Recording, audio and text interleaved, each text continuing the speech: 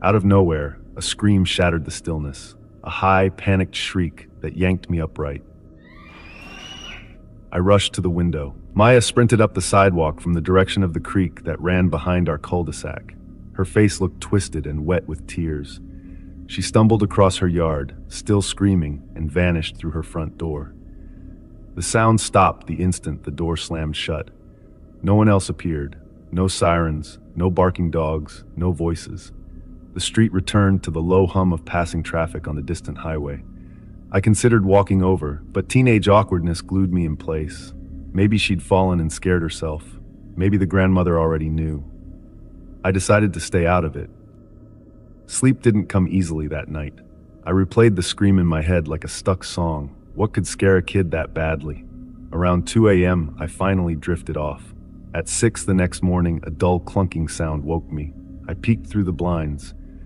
Maya and her grandmother were hauling cardboard boxes to a rented box truck. No warning, no realtor sign, just two people loading every possession they owned while the sky was still purple. Every few minutes, Maya glanced over her shoulder toward the tree line behind the houses. Her grandmother wouldn't meet Maya's eyes. She just heaved boxes and shut the truck's ramp. I watched for almost 20 minutes. Neither of them spoke. Finally, they climbed into the cab. The engine rumbled and the truck. It felt like it was waiting for something. That night, around 1 a.m., I heard a car engine. It wasn't close. It sounded like it was coming from somewhere deeper in the woods. Then, minutes later, I heard voices again. Not yelling, just low talking.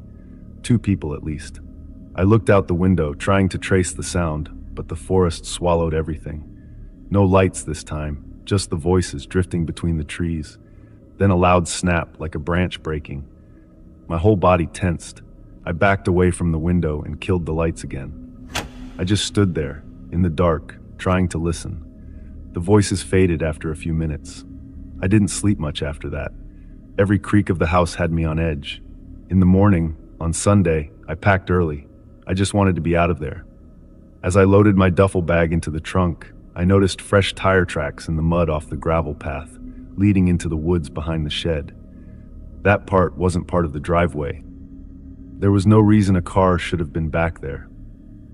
I went around the shed just out of curiosity and saw that the tire tracks ended at a spot where the underbrush had been trampled, like something or someone had been dragged.